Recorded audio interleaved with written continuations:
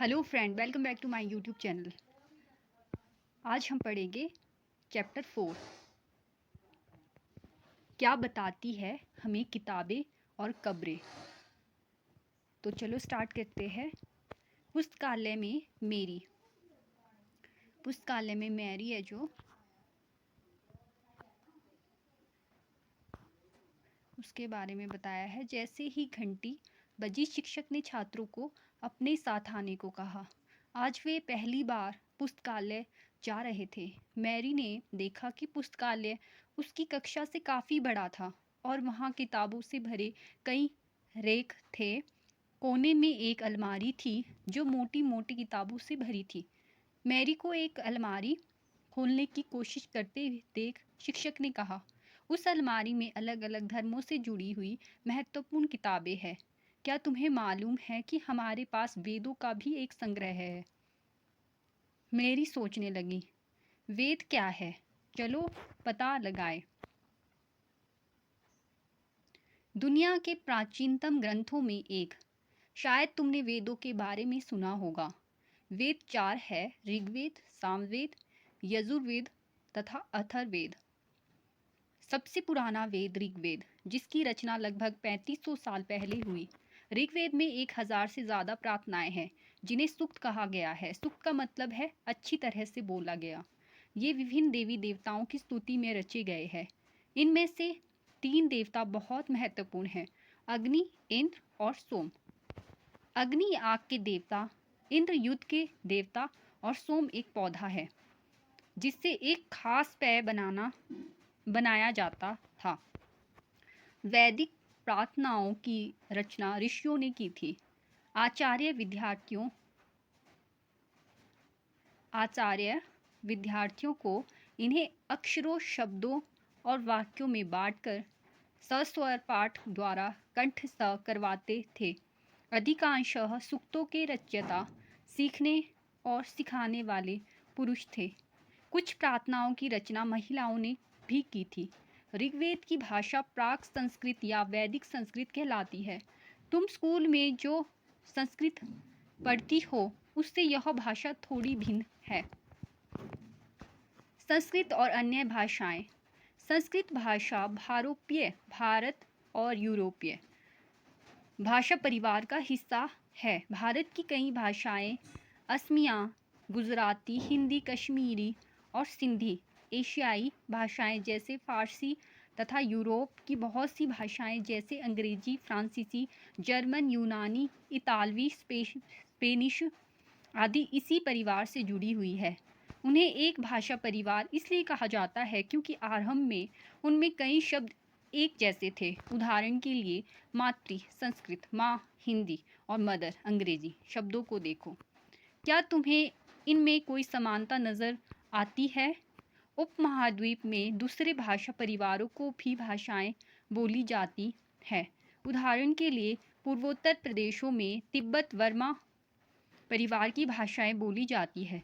तमिल, तेलुगु, कन्नड़, मलयालम द्रविड़ भाषा परिवार की भाषाएं हैं, जबकि झारखंड और मध्य भारत के कई हिस्सों में बोली जाने वाली भाषाएं ऑस्ट्रो एशियाटिक परिवार से जुड़ी है। उन भाषाओं की सूची बनाओ जिनके बारे में तुमने सुन रखा है। उनके भाषा परिवारों को पहचानने की कोशिश करो। हम जिन किताबों को पढ़ते हैं वे लिखी और छापी गई है। ऋग्वेद का उच्चारण किया जाता था और श्रवण किया जाता था, ना कि पढ़ा जाता था। रचना की कई सदियों बाद इसे पहली बार लिखा गया। इसे छापने का काम तो मुश्किल से 200 साल पहले हुआ। इतिहासकार ऋग्वेद का अध्ययन कैसे करते हैं? इतिहासकार पुरातत्ववेत्ताओं की तरह ही अतीत के बारे में जानकारी इकट्ठी करते हैं, लेकिन भौतिक अवशेषों के अलावा वे लिखित स्रोतों का भी उपयोग करते हैं। चलो देखते हैं कि ऋग्वेद का अध्ययन कैसे करते हैं। ऋग्वेद के कुछ सूक्त वार्तालाप के रूप में हैं। विश्वामित्र नामक ऋषि और देवियों के रूप में पूजित 2 नदियाँ व्यास और सतलुज के बीच यह संवाद एक ऐसे ही सूक्त का अंश है। इन दोनों नदियों को मानचित्र 1 पृष्ठ 2 में खोजें तथा फिर पढ़ें। ऋग्वेद की पांडुलिपि का एक पन्ना जो कि चित्र में दिखाया गया है, भुर्ज वृक्ष की छाल पर लिखी यह पांडुलिपि कश्मीर में पाई गई थी। लगभग 150 वर्ष पहले ऋग्वेद को सबसे पहली बार छापने के लिए इसका उपयोग किया गया था। इसी पांडुलिपि को देखकर अंग्रेजी अनुवाद तैयार हुआ। यह पांडुलिपि पुणे, महाराष्ट्र के एक पुस्तकालय में सुरक्षित है। विश्वामित्र और नदियाँ। विश्वामित्र है नदियों अपने बछड़ों को चाटती हुई, दो दमकती गायों की तरह, दो फुर्तीले घोड़ों की चाल से पहाड़ों से नीचे आओ। इंद्र द्वारा दी गई शक्ति से सुर तुम रथों की गति से सागर की ओर बह रही हो। तुम जल से परिपूर्ण हो और एक दूसरे से मिल जाना चाहती हो। नदियाँ जल से परिपूर्ण हम देवताओं के बनाए रास्ते पर चलती है। एक बार निकलने पर हमें रोका नहीं जा सकता। है ऋषि, तुम हमसे प्रार्थना क्यों कर रहे हो? विश्वामित्र, है बहनों, मुझ गायक की प्रार्थना सुनो। मैं रथों और गाड़ियों सहित बहुत दूर से आया हूँ। कृपा करके अपने जल को हमारे रथों और गाड़ियों की धुरियों के ऊपर ना उठाओ, ताकि हम आसानी से उस पार जा सके। नदियाँ, हम तुम्हारी प्रार्थना सुनेंगे, जिससे तुम सब सुरक्षित उस पार जा सको। इतिहासकार यह बताते हैं कि यह प्रार्थना उस क्षेत्र में रची गई होगी जहाँ ये नदियाँ बहती है। वे यह भी सुझाते हैं कि जिस समाज में ऋषि रहते थे वहाँ घोड़ों और गायों को बहुत महत्व दिया जाता था, इसलिए नदियों की तुलना घोड़ों और गायों से की गई है। क्या तुम्हें लगता है कि रथ भी महत्वपूर्ण थे? अपने जवाब के लिए कारण बताओ। प्रार्थना की पंक्तियों को दोबारा पढ़कर यह बताओ कि उनमें परिवहन के लिए किन किन साधनों का उल्लेख है। ऋग्वेद की प्रार्थनाओं में अन्य दूसरी नदियाँ, खासकर सरस्वती, सिंधु और उसकी सहायक नदियों का भी जिक्र है। गंगा और यमुना का उल्लेख सिर्फ एक बार हुआ है। मानचित्र 1 को देखो और ऐसी 5 नदियों की सूची बनाओ जिनके नाम ऋग्वेद में नहीं है। मवेशी, घोड़े और रथ। ऋग्वेद में मवेशियों, बच्चों, खासकर पुत्रों और घोड़ों की प्राप्ति के लिए अनेक प्रार्थनाएं हैं। घोड़ों को लड़ाई में रथ खींचने के काम में लाया जाता था। इन लड़ाइयों में मवेशी जीतकर लाए जाते थे। लड़ाइयाँ वैसे जमीन के लिए भी लड़ी जाती थी, जहाँ अच्छे चारागाह हो या जहाँ पर जौ जैसी जल्दी तैयार हो जाने वाली फसलों को उपजाया जा सकता हो। कुछ लड़ाइयाँ पानी के स्रोतों और लोगों को बंदी बनाने के लिए भी लड़ी जाती थी। युद्ध में जीते गए धन का कुछ भाग सरदार रख लेते थे तथा कुछ हिस्सा पुरोहित को दिया जाता था। शेष धन आम लोगों में बांट दिया जाता था। कुछ धन यज्ञ करने के लिए भी प्रयुक्त होता था। यज्ञ की आग में आहुति दी जाती थी। ये आहुतियाँ देवी देवताओं को दी जाती थी। घी, अनाज और कभी कभी जानवरों की भी आहुति दी जाती थी। अधिकांश पुरुष इन युद्धों में भाग लेते थे। कोई स्थायी सेना नहीं होती थी, लेकिन लोग सभाओं में मिलते जुलते थे और युद्ध व शांति के विषय में सलाह मशवरा करते थे। वहाँ ये ऐसे लोगों को अपना सरदार चुनते थे जो बहादुर और कुशल योद्धा हो। लोगों की विशेषता बताने वाले शब्द। लोगों का वर्गीकरण काम, भाषा, परिवार या समुदाय, निवास स्थान या सांस्कृतिक परंपरा के आधार पर किया जाता रहा है। ऋग्वेद में लोगों की विशेषता बताने वाले कुछ शब्दों को देखो। ऐसे दो समूह है जिनका वर्गीकरण काम के आधार पर किया गया है।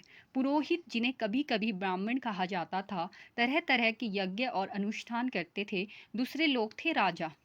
ये राजा वैसे नहीं थे जिनके बारे में तुम बाद में पड़ोगी। ये ना तो बड़ी राजधानियों और महलों में रहते थे, ना इनके पास सेना थी, ना ही ये कर वसूलते थे। प्राय राजा की मृत्यु के बाद उसका बेटा अपने आप ही शासक नहीं बन जाता था। पिछले अनुभाग को एक बार फिर पढ़ो और यह पता लगाने की कोशिश करो कि राजा क्या करते थे। जनता या पूरे समुदाय के दो शब्दों का इस्तेमाल होता था। एक था जन, जिसका प्रयोग हिंदी व अन्य भाषाओं में आज भी होता है। दूसरा था विश्व, जिससे वैश्य शब्द निकला है। इस विषय पर तुम अध्याय 5 में विस्तार से पढ़ोगे। ऋग्वेद में विश्व और जनों के नाम मिलते हैं, इसलिए हमें पुरुजन या विश्व, भरत जन या विश्व, यदुजन या विश्व जैसे कई उल्लेख मिलते हैं। तुम्हें इनमें से कोई नाम जाना पहचाना लगता है। जिन लोगों ने इन प्रार्थनाओं की रचना की वे कभी कभी खुद को आर्य कहते थे तथा अपने विरोधियों को दास या दस्यु कहते थे। दस्यु वे लोग थे जो यज्ञ नहीं करते थे और शायद दूसरी भाषाएं बोलते थे। बाद के समय में दास स्त्रीलिंग दासी शब्द का मतलब गुलाम हो गया। दास वे स्त्री और पुरुष होते थे जिन्हें युद्ध में बंदी बनाया जाता था। उन्हें उनके मालिक की जायदाद माना जाता था। जो भी काम मालिक चाहते थे उन्हें यह सब करना पड़ता था। जिस युग में महाद्वीप उपमहाद्वीप के उत्तर पश्चिम में ऋग्वेद की रचना हो रही थी, उसी समय दूसरी जगह पर एक अलग तरह का विकास हो रहा था। देखो वहाँ क्या हो रहा था। खामोश प्रहरी कहानी महापाषाणों की। अगले पृष्ठ के चित्रों को देखो। ये शिलाखंड महापाषाण, बड़ा पाषाण पत्थर नाम से जाने जाते हैं। ये पत्थर दफन करने की जगह पर लोगों द्वारा बड़े करीने से लगाए गए थे। महापाषाण कब्रें बनाने की प्रथा लगभग 3000 साल पहले शुरू हुई। यह प्रथा दक्कन, दक्षिण भारत, उत्तर पूर्वी भारत और कश्मीर में प्रचलित थी। कुछ महत्वपूर्ण महापाषाण पुरास्थल मानचित्र 2 में दिखाए गए हैं। कुछ महापाषाण जमीन के ऊपर ही दिख जाते हैं, कुछ महापाषाण जमीन के भीतर भी होते हैं। कई बार पुरातत्वविदों को गोलाकार सजाए हुए पत्थर मिलते हैं, कई बार अकेला खड़ा हुआ पत्थर मिलता है। ये ही एकमात्र प्रमाण है जो जमीन के नीचे कब्रों को दर्शाते हैं। महापाषाण के निर्माण के लिए लोगों को कई तरह के काम करने पड़ते थे। हमने जो कार्यों की सूची बनाई है उन्हें क्रमबद्ध करो। गड्ढे खोदना, शिलाखंडों को ढोकर लाना, बड़े पत्थरों को तराशना और मरे हुए को दफनाना। ऊपर इस तरह के महापाषाण को ताबूत, शवादान, सिस्ट कहा जाता है। यह दिखाए गए सिस्ट में एक पोर्ट होल, बड़ा सुराख है जो शायद पत्थरों से बने हुए कमरे में जाने का रास्ता था, जैसा कि चित्र में दिखाया गया है।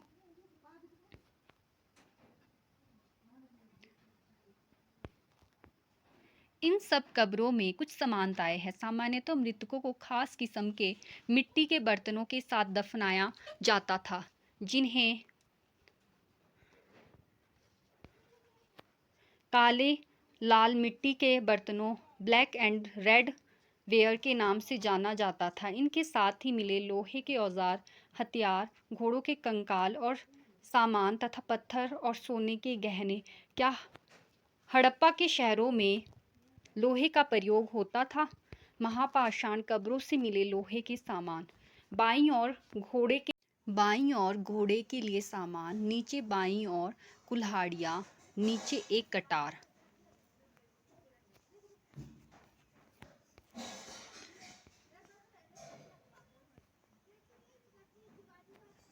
लोगों की सामाजिक असमानताओं के बारे में पता करना। पुरातत्वविद यह मानते हैं कि कंकाल के साथ पाई गई चीज़ें मरे हुए व्यक्ति की ही रही होगी। कभी कभी एक कब्र की तुलना में दूसरी कब्र में ज़्यादा चीज़ें मिलती हैं। मानचित्र 2 पर पृष्ठ 13 ब्रह्मागिरी को खोजो। वहाँ एक व्यक्ति की कब्र में 33 सोने के मनके और शंख पाए गए हैं। दूसरे कंकालों के पास सिर्फ कुछ मिट्टी के बर्तन ही पाए गए। यह दफनाए गए लोगों की सामाजिक स्थिति में विभिन्नता को दर्शाता है। कुछ लोग अमीर थे तो कुछ लोग गरीब, कुछ लोग सरदार थे तो दूसरे अनुयायी।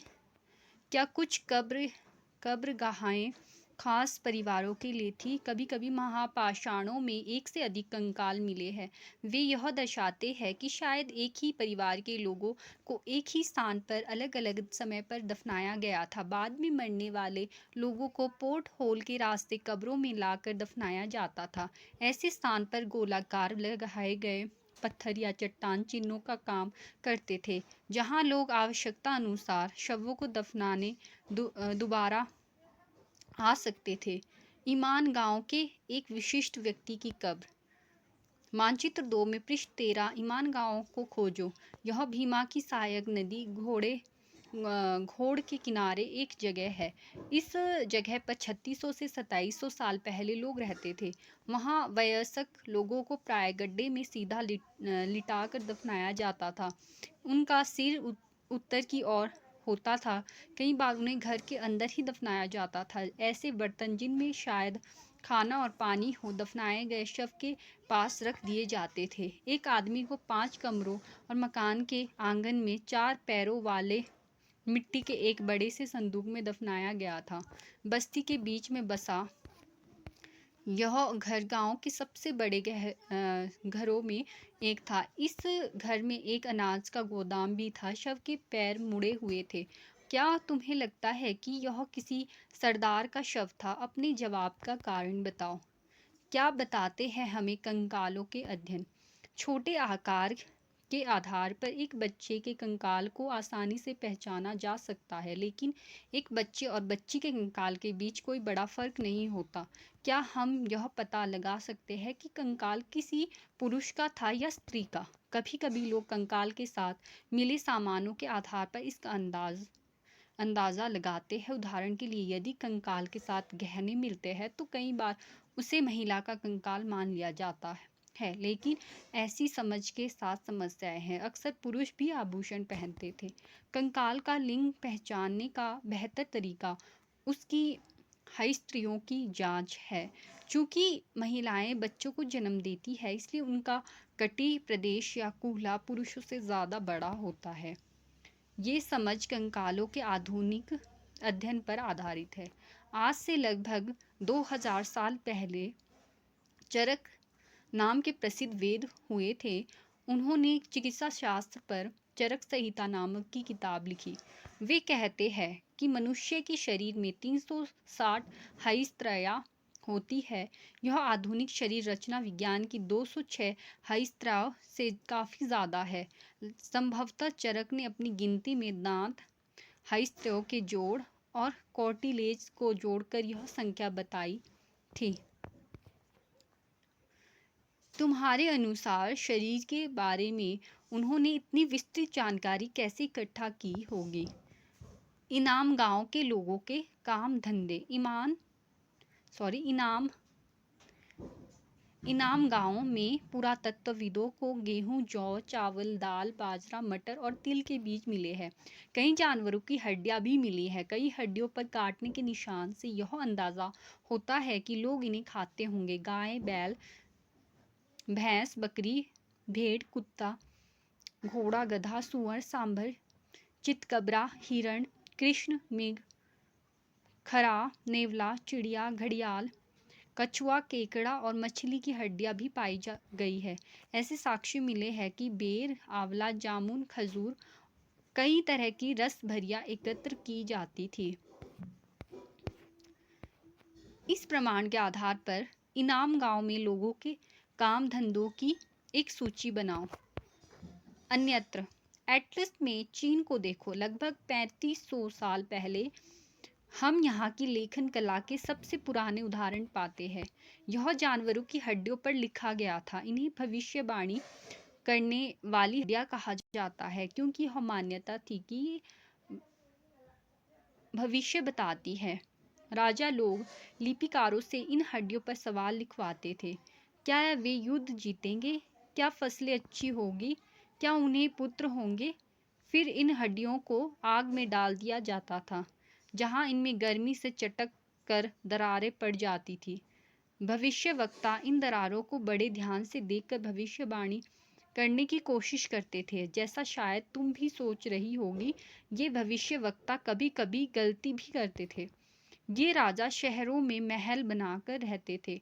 उन्होंने बेशुमार दौलत इकट्ठी कर ली थी, जिनमें बड़े बड़े नक्काशी किए हुए कांसे के बर्तन शामिल थे, लेकिन वे लोहे का इस्तेमाल करना नहीं जानते थे।